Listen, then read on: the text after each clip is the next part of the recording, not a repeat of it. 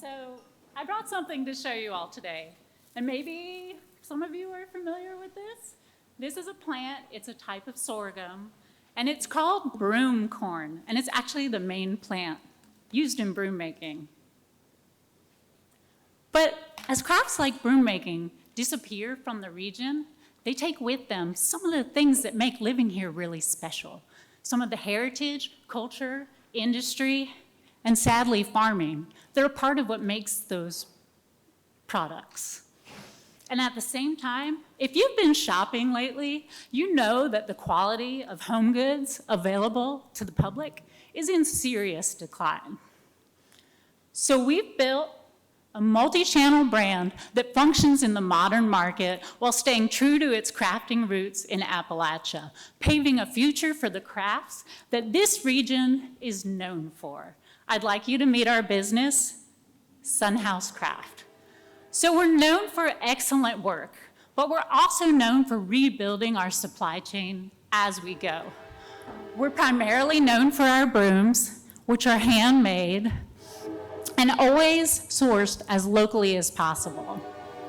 We have a line of wooden wares, functional, practical goods for the home, made from urban and reclaimed lumber. And we also teach to keep the traditional crafts alive, either online or in our studio storefront, which we call our home base in downtown Berea, Kentucky.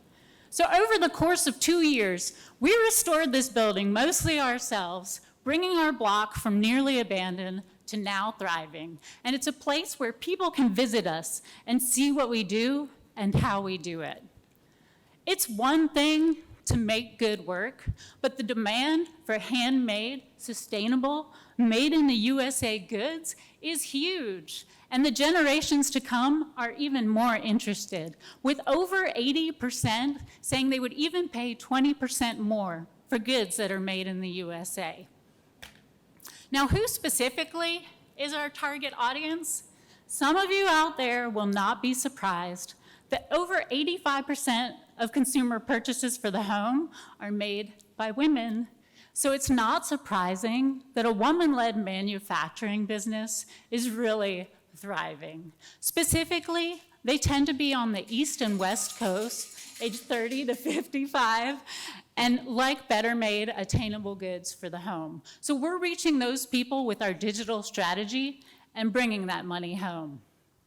Now, with a market like this, of course we have competition, but larger manufacturers don't have the attention to detail that we have, and they're definitely not supporting their communities. Smaller makers usually don't have the digital reach that we have, and at the same time, they don't have the depth of manufacturing experience. Now, you don't have to take my word for it. We're award winners in Garden and Guns Made in the South Awards. We've been awarded Keeneland's Masters of Craft Awards. We've been written up in Southern Living, Architectural Digest, and more. And this fall, we had a 2-page article on our Shop in Country Living magazine, all without reaching out to the press. We've had over 200 shops reach out to us and ask to carry our work, helping us spread the word strategically about our brand, both nationally and internationally. And this fall, we're headed to Shop Object, one of the premier design shows for home goods in the country, and we're the only brand from the region doing so. Now, you might be asking yourself, how are they getting so much press? Well, this is my secret. Honestly, it's because we care. And it shows in our work, it shows in how we do business, it shows in everything that we do. We take our community into account, and I still think people want to buy from a business that they can believe in. But to reach those people in the modern market, you have to understand strategically what you're going to do, how you're going to pivot, how you're going to move digitally, and we have a good grasp of those things. So, is it Alex is here from Mountain Association somewhere? I know you're here. There's Alex. So I started this business with a small loan from Mountain Association in 2019 and built it to the point where it's at 120 in sales last year and conservatively scaling to 160,000 in sales this year. And I am a numbers girl. I gave you all some very detailed projections that involve product mixes, how we're going to get there, and how that's going to happen. If you have any questions, I am happy to answer them. Which brings us to the team. Now, there's no way I could do this magic myself. And I think that's actually one of my superpowers, is that I know how to get people on board, and I'm not afraid to ask for help. But truly, we have a dream team. Some of the people we get to work with are internationally recognized experts in their fields, and our advisors are the same.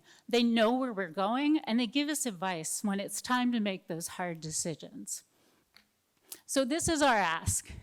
For the last 2 years, we've been piloting the only commercial grown broomcorn crop in the country with our farming partner, Lazy 8 Farm. We have a harvest celebration around the harvest. So we're asking for the money for all the threshing and baling equipment we need to grow all of our crop locally. It's a win for organic agriculture, it's a win for having a good supply chain, and it's a tourism draw because of the festival we host. Now, we can't do this ourselves. We need your help to make this dream possible and to plant the seed. And I hope you all will plant with us. Thank you.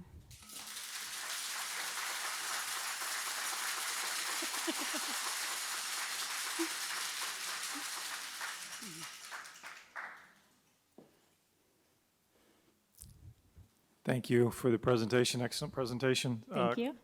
Where do you see yourself or the company in, say, 5 years?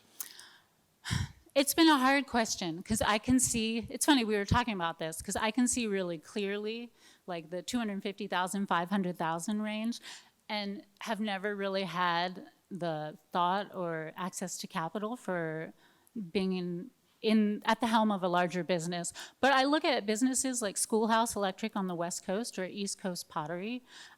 East Coast Pottery has 100 employees. They're a certified B Corporation.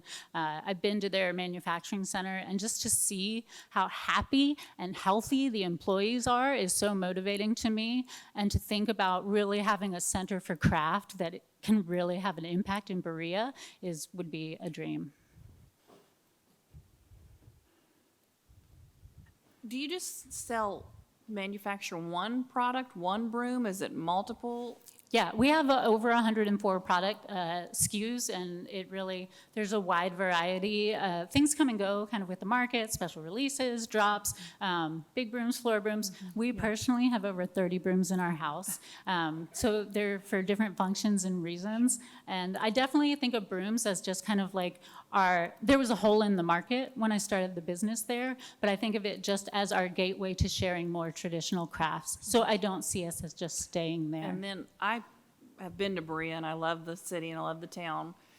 It's so artsy and creative. Do you have an online presence? Do you do like online ordering, an online store? And 90% of our sales are actually online, with a mix that's like 60% direct to consumer, 40% wholesale. But yeah, we are primarily, and that actually lets us support, that's what let us move to an abandoned block and hold it down so other people could then see the possibilities of their businesses going there.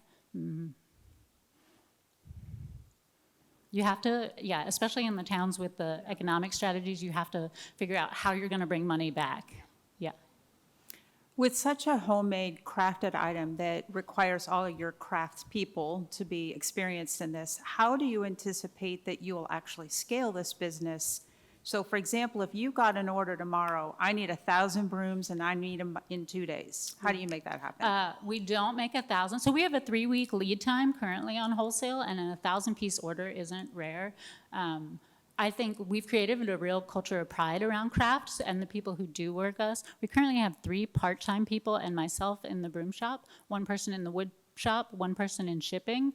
And it seems like about every 3 months or so you can add, and we're just really transparent with people who want to carry our products. So that's one of the things with going to this larger wholesale show. It will put us in contact with some of those bigger retailers, like the Magnolia Homes of the world. And yeah, I feel that we're almost ready, but my relationship so far, we do drop ship for Free People, who's a pretty big retailer, and it's been a great relationship. And as long as I'm upfront about what we can and can't do, capacity so far hasn't been a problem, but I know we'll have to train to scale. But I do think our work culture brings people who love craft. And I do want to say, it doesn't seem like it, but the product margins are really there. I do a lot of sit down, time, labor, hour analysis. And even with a handmade product, you can totally compete in the modern market.